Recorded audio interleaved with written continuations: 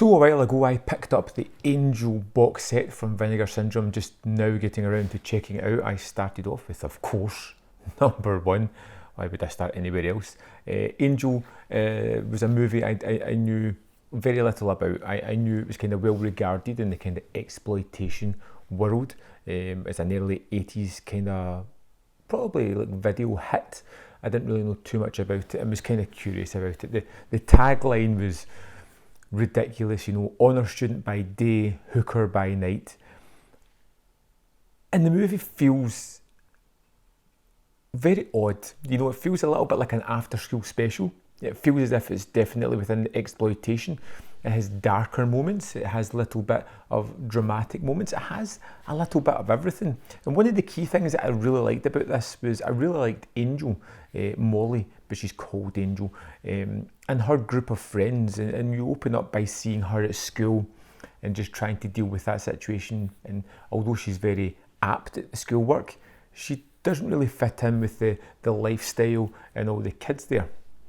And then we see her sort of juxtaposed with her hooker lifestyle at night, where she has a bunch of friends who are all very different, who are all doing things they may not want to do, but it's their relationship that for me was something that I was really kind of bought into. I was really interested in the relationship she had, especially with Maeve, who was or is a transvestite character who has a kind of instinct to look after Angel, almost like a parental figure. And I really just like that aspect of these people coming together and creating an almost family unit. And although they're harsh and coarse and they don't let each other away with anything, they had that kind of love built into their relationships, which was really great.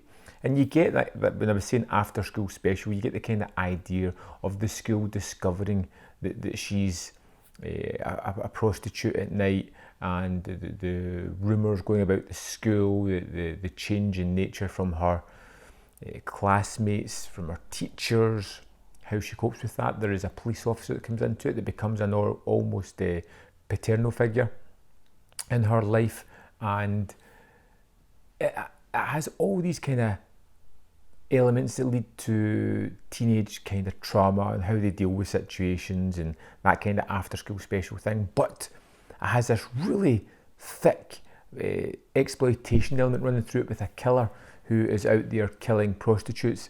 And this guy is he's psychologically damaged, he's broken, he's vicious, he's physically fit and capable of doing horrendous things as we see him do.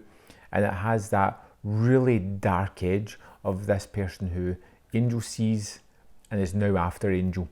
And the movie kind of never really offers much in the form of real surprises.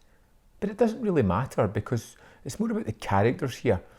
It's more about all the oddballs that we meet. Like Kit is this old actor in the West who just lives by telling tales about his old life, about the life he enjoyed, and all these characters mixing together create wonderful elements, create a wonderful heart and kind of easy way into the movie. And you get the idea of Angel, who's this 15-year-old character who's been on the streets for a number of years because being abandoned by her parents and trying to make ends meet, and still being able to do her schoolwork, understanding what she's doing and feeling really terrible about having to do what she does just to make ends meet, but understanding that necessity in it.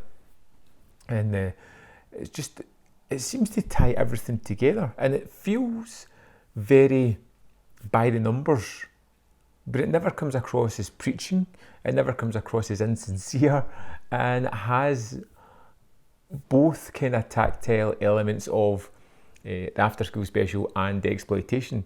You get a wonderful finale in this one where Angel is chasing the killer down the street carrying a gun that is simply ginormous, and her hands made me think of Dirty Harriet, the way she was shooting and the recoil this thing had every time she fired it. The gun was massive, and ultimately to the ending, to what happens to the killer and the surprise person who does it, which I really enjoyed. It just felt like a really well thought out, a really well executed and fun kind of slice of exploitation cinema from the early 80s. I think Donna Wilkes does terrific as Angel, and I think there is a lot of character actors here, familiar faces as well, who do really well in the movie. And every time I was expecting it to get a little bit cheaper, a little bit more rundown, a little bit more exploitation, it would take a turn and give me something that was deeply rewarding within the movie. Angel was a real treat of a film, and I liked the kind of aspects of the family, of the relationships, of the emotional core that this group had. I liked the action that it had. I thought that the killer was extremely dark and disturbing throughout it as well. And I'm looking forward to checking out Angel 2, which I think I might do right now. So I'd love to know your thoughts on Angel. Let me know in the comment box below, and I'll see you next time on Man v Film.